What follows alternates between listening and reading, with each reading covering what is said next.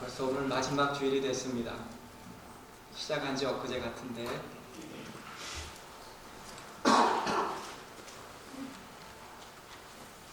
마지막 주일에 여호수아의 마지막 장 설교를 하는 것도 좋다 싶어서 오늘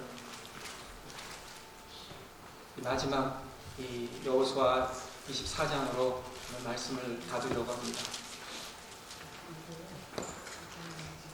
우리 인생은 항상 시작이 있듯이 끝이 있습니다. 날 때가 있고 떠날 때가 있다는 말씀처럼 오늘 여호수아를 시작하면서 몇 달 전이었죠. 우리 성도님들에게 참 승리의 신앙의 삶을 살도록 말씀을 전하겠다고 시작한 것이 오늘 이 마지막 장에 와서는 사실 제가 여러분들의 신앙을 더 승리하게 살려고 전한 것이 아니라 이 부족한 저에게 주신 말씀으로 받게 되었습니다. 이 이스라엘 백성들에게 BC 1390년도에 여호수아가 이 황혼을 맞이한 여호수아가 이 마지막 고별 설교를 하면서 이 부탁한 말씀이 오늘 한 사람도 그냥 듣고 가지 마시라. 이거는 그냥 설교가 아니고 이 여호수아의 뜨거운 불꽃의 심장을 가진 불붙는 마음으로 오늘 이 말씀을 전하고 있다는 것을 우리가 간직하고 가면 좋겠습니다. 주제는 우리 삶이 섬김이 되어야 된다는 거예요. 섬김. 우리가 아무리 신앙이 좋아도 섬김이 없으면, 아무리 내가 지식이 많아도 섬김이 없으면 우리가 우리의 신앙을 증거할 수가 없다는 것. 오늘 이 여호수아가 이 총정리하는 가운데서 큰 그림을 우리가 이 여호수아 전 24장을 다 합해서 우리가 큰 그림을 본다면 오늘 이 세 가지인데, 첫째, 하나님의 주권을 인정하는 우리 삶이 되어야 된다는 것. 오늘 1절에서 세겜에 모았습니다. 장로들, 두령들, 재판자들, 유사들 다 모았어요. 그래서 모였어요. 여호수아가 모든 백성에게 일렀어요.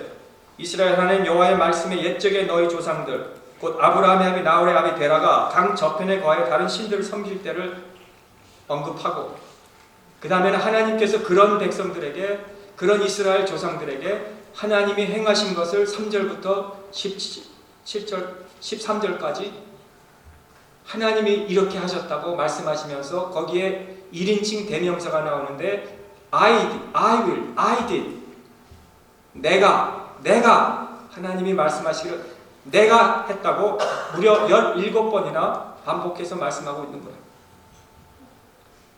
오늘 하나님은 여호수아를 통해서 옛날에 이 기사들을 열겁게 하시면서 때마다 이런 일이 있었고 저런 일이 있었을 때마다 하나님은 내가 그들에게 이렇게 했다는 것을 기억해 주셨습니다.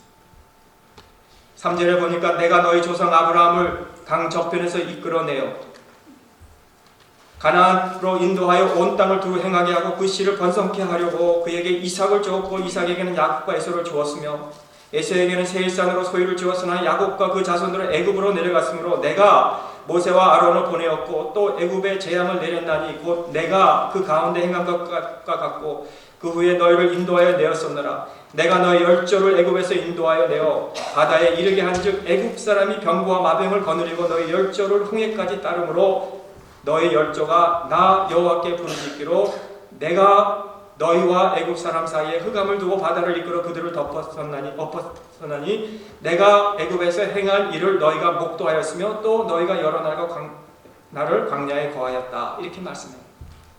하나님은 내가 너희를 인도하였다. 내가 너를 보호하였다. 내가 너희를 원수의 손에서 건졌다. 내가 너를 이렇게 지켰다. 계속해서 하나님은 내가 여호수아는 지금 자기 인생의 황홀에 맞은 때에 자기 존재의 의식을 다시 한번 정리하고 그리고 그들을 떠나야 되는 이스라엘 백성들에게도 여러분도 다시 한번 인생의 존재의 의미를 정리하시라고 이렇게 오늘 말씀을 전하는 것 같아요. 오늘 우리가 마지막 주일을 맞이하면서 우리 인생도 한번 뒤돌아보면 좋겠어요. 우리가 여기까지 오게 된 것은 우리가 정말 머리가 똑똑하고 비상해서, 우리가 지금까지 뭘 하나 맡겨주면 내가 일을 철저히 해서, 우리가 지금 신앙이 좋아서, 내가 정말 결단하면 나는 그냥 칼을 뽑으면 나무라도 꺾어서 우리가 여기까지 온 줄 생각하지만, 사실 우리가 여기까지 오게 된 것은 배후에서 누군가가 우리를 먹여주시고, 우리를 입혀주시고, 우리를 가르쳐주시고, 우리를 위해서 기도해주시고 해서 오늘 우리가 여기까지 오게 된 거 아닙니까? 정말 우리가 이 마지막 주일을 맞이하면서 여기까지 오게 된 것은 누군가가 우리가 신앙으로 힘들어할 때 우리를 곁에서 붙잡아주고 조언을 해주고 기도해주고 인도해주고 손잡아주고 눈물을 흘려주고 해서 우리가 여기까지 오게 된 거 아닙니까? 지금 불같은 심정으로 이스라엘 백성들을 떠나야 하는 이 과정에서 과거의 역사를 나열하면서 여러분들을 인도하신 분은 바로 하나님, 그분이 여러분들을 인도하신 것이라고 강하게 전하고 있다는 거예요. 그렇습니다, 여러분. 신약 성경에서 우리가 어떤 사람이었는지를 우리는 잘 알아요. 이 이스라엘의 조상들처럼, 열조들처럼 에베소서 2장에 보면은 4절에서 보니까 국률에 풍성하신 하나님이 우리를 사랑하신 그 큰 사랑을 인하여 허물로 죽은 우리였다 그랬어요. 정말 우리는 허물로 죽었던 자들입니다. 그게 무슨 말씀이냐 하면은 신약 성경에서의 죽음을 말할 때는 육체적인 죽음이 아니라 영적인 죽음을 말하고 있는 거예요. 우리가 영적으로 죽은 자들이었기 때문에 우리는 영원한 삶에 관심이 없었고, 천국에 대한 관심이 없었고, 하나님에 대한 관심이 없었고, 미래에 대한 관심이 없었고, 하나님의 뜻이 무엇인지 우리는 알려고 하지도 않은 자들이, 이게 허물로 죽은 자들이었다는 거예요. 하나님과 교통하지도 않고 교통할 수도 없는 자들이었습니다. 하나님이 주시는 축복이 있음에도 불구하고 우리는 그 축복을 받아 누릴 수 없는 자들이었습니다. 그런 자들을 에베소서 2장 4절에서 6절에 뭐라고, 우리를 살리시고 우리를 일으키시고 우리를 그리스도와 함께 하늘에 앉히셨다 그렇게 말씀했어요. 이게 얼마나 큰 감사한 일이에요. 그런 국률이 풍성하신 하나님, 사랑이 큰 하나님, 그 하나님이 우리를 그렇게 해주셨다는 거예요. 이스라엘 백성들은 과거의 이야기를 하고 있지만은 사실 이 이야기는 우리들의 구원받은 이야기입니다.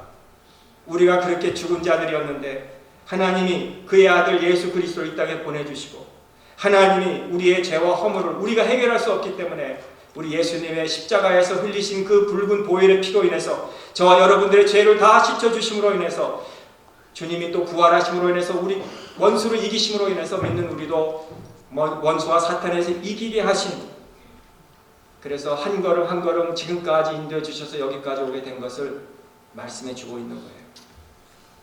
과거에 종살이하던 애굽의 생활에서 광야로 나오게 해서 광야에서 가나안 땅으로 인도하신 그 하나님, 결코 우리는 완전하지 못해. 우리는 구원을 받은 것을 알지만은 오늘도 쓰러지고, 오늘도 우리가 신앙생활 하다가 낙심도 하고 지칠 때도 있고 하기 싫을 때도 있고 믿음이 식어질 때도 있지만은 하나님께서 우리를 주권으로 인도해 주시기 때문에 우리를 끝까지 하나님이 저와 여러분들을 인도해 주실 것을 믿으라고 말씀하고 있는 거예요. 그러므로 우리의 삶에 일어나는 모든 일들 중에서 참 힘든 일도 있고 슬픈 일도 있고 어려운 일도 있지만 하나님이 자를 것은 자르고 보탤 것은 보태서 저와 여러분들을 믿음의 성숙한 열매 맺는 삶으로 인도해 주실 것을 믿으시기를 바랍니다. 착한 일을 시작하신 이가 그리스도 예수의 날까지 인도해 주실 줄을 믿는다고 그랬습니다. 합시다.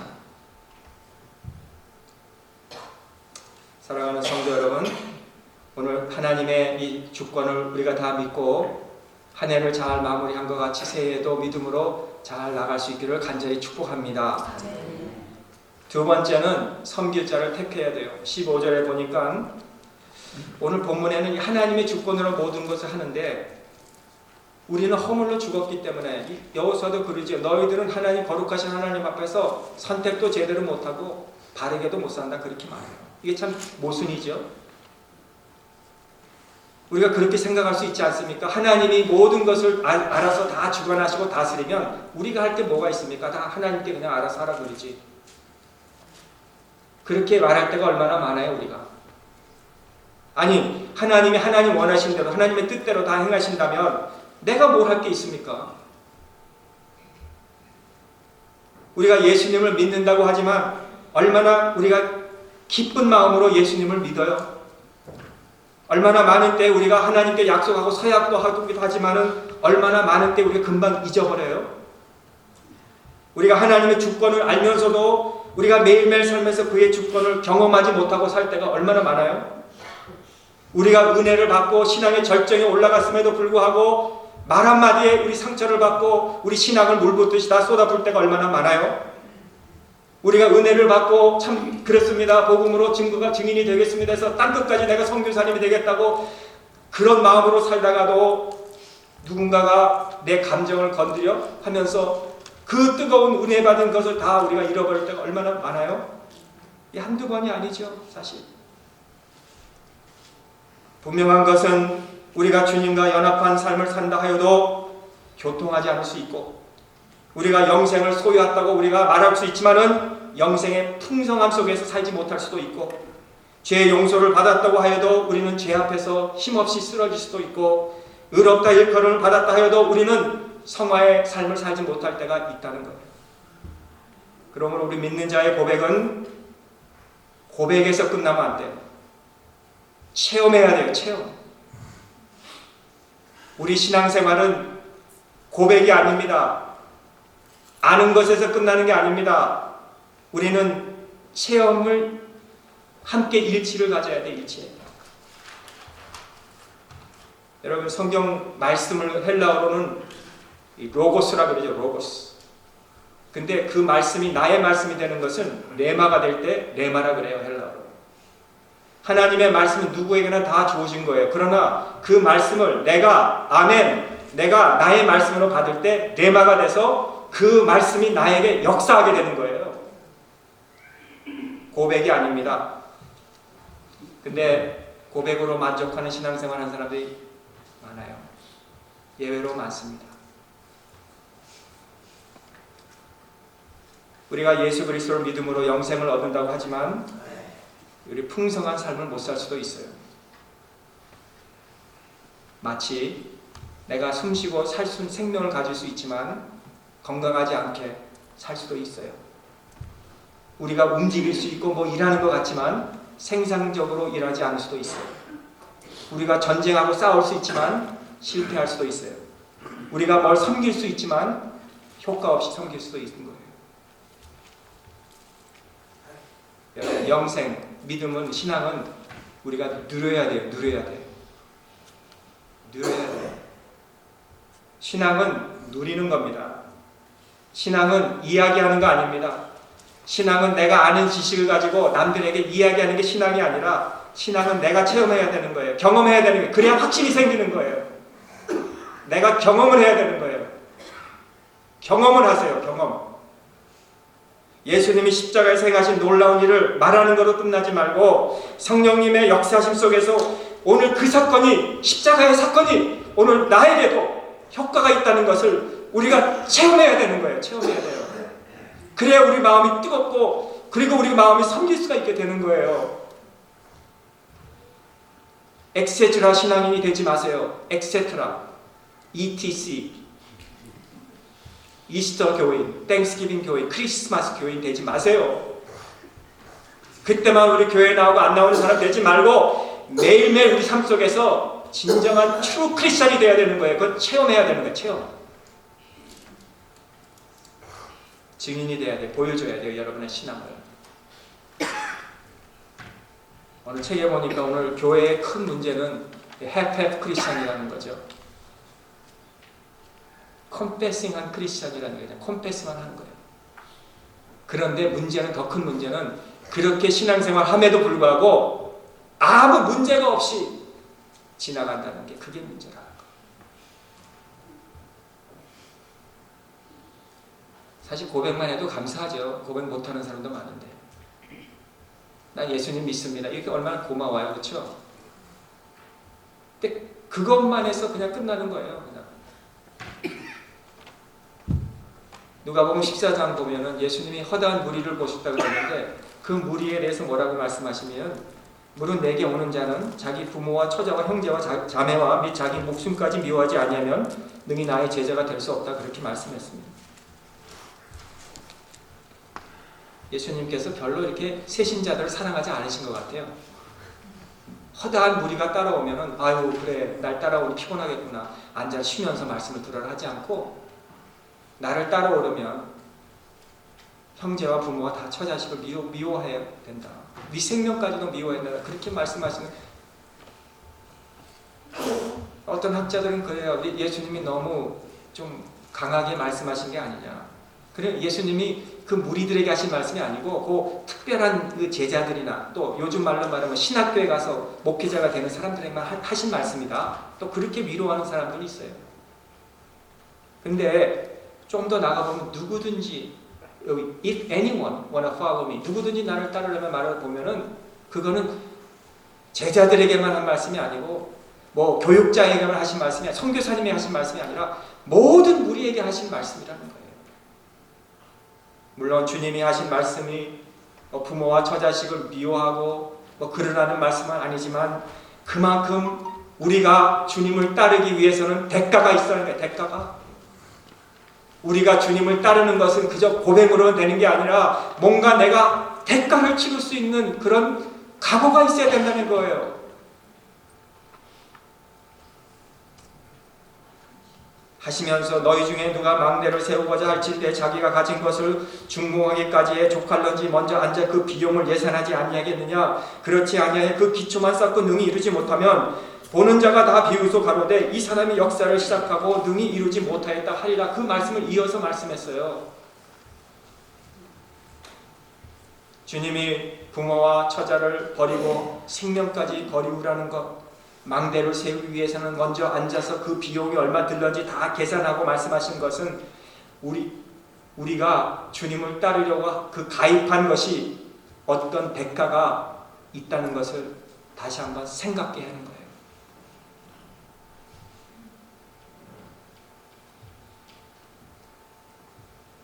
우리가 새 집을 사면요, 계약금을 안 내도 은행에서 다 꼬서 할 수 있어요. 그런데 내다 보면 원금은 한 몇십 불밖에 안 내는데 다 몇천 불이 이자를 낼 때가 있어요. 우리 주님이 하신 말씀은 그런 말씀이 아닙니다. 쉽게 신앙생활 하세요. 대가 필요 없습니다. 그냥 따라오세요 하는데 나중에 알고 보면은 이자만 내는 거예요. 주님은 처음부터 우리 예수님을 믿고 따르려면, 섬기려면 대가가 있어야 된다. 대가. 오늘 그것을 우리에게 가르쳐주고 있습니다. 주님이 그리스도인이 된다는 것은 어느 목사님이 그래요. 목회 집회할 때 말씀을 전하고 그 다음에 우리 성도님 중에서 예수님을 영접하실 사람 다 눈 감으세요. 그리고 손 들으세요. 저기 손 들었습니다. 저기 손 들었습니다. 손 든 사람 다 앞으로 나오세요. 제가 여러분 위해서 기도해 주시겠습니다 하면서 기도해 주시는 것도 끝나는 줄 알아요. 예수님 믿는 것을. 아니라는 거예요. 예수님은 There is a price to pay. Price to pay. 오늘날 여러분은 누구를 섬기면서 사십니까? 우리 사람은 무엇인가 아니면 누군가가 섬기면서 살게 되어 있는데 그 공로를 메꿀 수 있는데 여러분 주님의 부활과 성령 충만한 이 중간기에는 제자들이 사명감을 다 잃어버리고 나는 바다로 가서 나는 고기를 다시 잡겠다. 나는 두려워서 문을 잠그고 숨어 있었던 그 제자들이었죠. 사명을 다 잃어버려. 수년 전에 노르웨이에서 오슬로라는 곳에서 많은 젊은이들을 모이고 집회를 가졌는데 가장 많이 대두된 고민은 우리가 예상했던 이 젊은이들의 고민이 우리 생각한 것과 달랐어요. 진지한 대화를 통해서 그 젊은이들의 마음을 알아보니까 가장 큰 고민거리는 우리 젊은이들에게 자기 목숨과 젊음과 열정을 던질 수 있는 대상이 없다는 것이 그들에게 문제였다는 거예요. 오늘날 이 시대에 우리 젊은이들이 뭔가 내 열정과 내 젊음과 내 모든 생명을 던질 수 있는 대상이 없다는 게 비극이에요. 루마니아의 공산주의 시대에 존 오로스라는 목사님이 계셨는데 그가 목회를 할 때 설교를 하면 예배가 끝나면 거기에 로마니안 사람들이 커뮤니스트지요. 사람들이 와서 목사님 나 주님 믿겠습니다. 목사님이 진짜야? 다 돌아가. 너 예수 믿으면 어떻게 되는지 알잖아. 그래도 믿는다 그래요? 그러면 알았어. 예배 나와. 그리고 성경 공부 3개월 동안 성경 공부를 시켰대요. 성경 공부를 끝나면은 세례를 받겠다고 합니다. 받지 못하게 합니다. 왜? 세례를 받으면 세례 받기 전에 대중 앞에서 성도들 앞에서 간증을 해야 되는데 그 간증을 하게 되면 이 공산당 이 정보원들이 다 수첩에다 그 사람들의 이름을 적는다는 거예요. 그러면 그 로메니아 공산당들이 적어가지고 그 다음 내일부터라도 당장 그들에게는 문제가 발생할 수 있는 것을 알고 있기 때문에 직장도 잃어버릴 수 있고 자녀도 빼앗길 수 있고 심지어 자기 생명도 잃어버릴 수 있는 것을 아시기 때문에 그래도 이 젊은이들이 하겠습니다. 나 세례 받겠습니다. 간증하겠습니다 하면은 그때의 세례를 베푸는데 그들이 거기에서 눈물을 흘리면서 주님을 영접한다는 거예요. 여러분 공산주의에 있는 이 세계 젊은이들이 그 생명을 던지면서 예수님을 믿겠다고 하는 그 모습을 볼 때 우리 얼마나 부끄럽습니까? 여러분 누구를 섬기십니까 오늘? 그리스도인이 되었다는 것이 얼마나 우리 큰 특권이며 자랑이며 기쁨인데 누구를 섬기면서 우리가 살고 있어요? 바울이 고백하죠. 만일 내가 미쳤어도 하나님을 위한 것이요. 고린도후서 5장 13절. 여러분 저와 여러분들이 미친 세상에서 살아요. 이 말씀 들으면 시험 들으신 분도 계시지만 정말 골프에 미친 사람은 골프에 미쳐 살고 정부에 미친 사람은 정부에 미쳐 살고 돈에 미친 사람은 돈에 미쳐 살고 이성에 미친 사람은 이성에 미쳐 살고 공부에 미친 사람은 공부에 미치고 살고 여러분 이왕 우리 미친 세상에 사는데 나는 길이요 진리요 생명이시 우리 예수님께 한번 미치면서 살 수 없겠습니까? 네? 아니 시시한 골프 하나에도 미쳐 사는데 우리가 정말 예수님께 한번 미쳐서 살 수는 없겠습니까? 여호수아는 이것보다 더 위대한 차원의 삶이 없다는 사실을 오늘 백성들에게 선포하면서 정말 그들로 하여금 그 피부에 느끼게 오늘 이 마지막 그의 고별 설교를 하고 있다는 거예요. 너의 섬길 자를 오늘 택하라. 여러분 오늘 섬길 자를 택하세요. 네?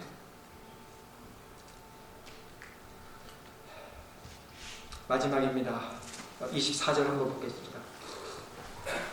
우리 한번 같이 읽을까요? 24절. 백성이 여호수아에게 말하되 여호와를 우리가 섬기고 그 목소리를 우리가 청종하리이다 한지라. 아멘.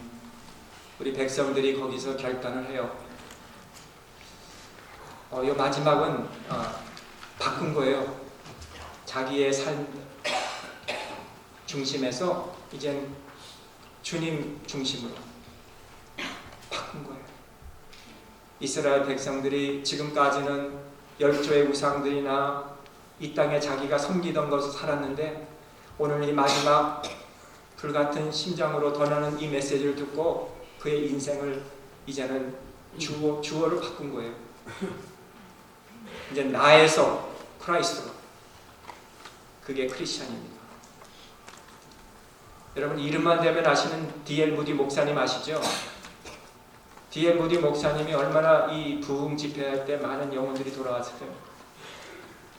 데이비드 브레이너 같은 목사님, 빌리 그레함 같은 목사님, 허드슨 테일러 같은 선교사님, 여러분 이런 사람들이요 말씀을 전할 때 놀라운 일들이 일어났어요. 근데 그분들의 이 간증들을 이렇게 간증한 책들, 그 자기에 대해서 쓴 것들을 읽어보면 그들이 말씀을 전할 때는 막 그냥 땀이 나고 막 그냥 옷이 다 젖었어요. 그렇게 열심으로 말씀을 전했어요. 그리고 그 말씀을 전할 때는 그 온 교회에 있는 성도님들 가운데 놀라운 일들이 일어났어요. 막 그냥 회개 운동이 일어나고 막 주님 앞에 마치 큰 낫을 가지고 그냥 풀을 팍 베는 것 같이 그냥 모든 성도는 땅에 확 주저앉았다는 거예요. 엎드렸다는 거예요. 그런 일들이 일어났다는 거예요. 그런데 이런 위대한 신앙의 거인들이 이렇게 일을 할 수 있었던 건 우리가 그 사람들이기 때문에 했다고 생각할 때가 참 많아요. 그 사람이 빌리 그레이엄 목사님이기 때문에. 근데 성경은 아니라는 거예요. 믿음이 좋은 사람만 그렇게 하는 것이 아니라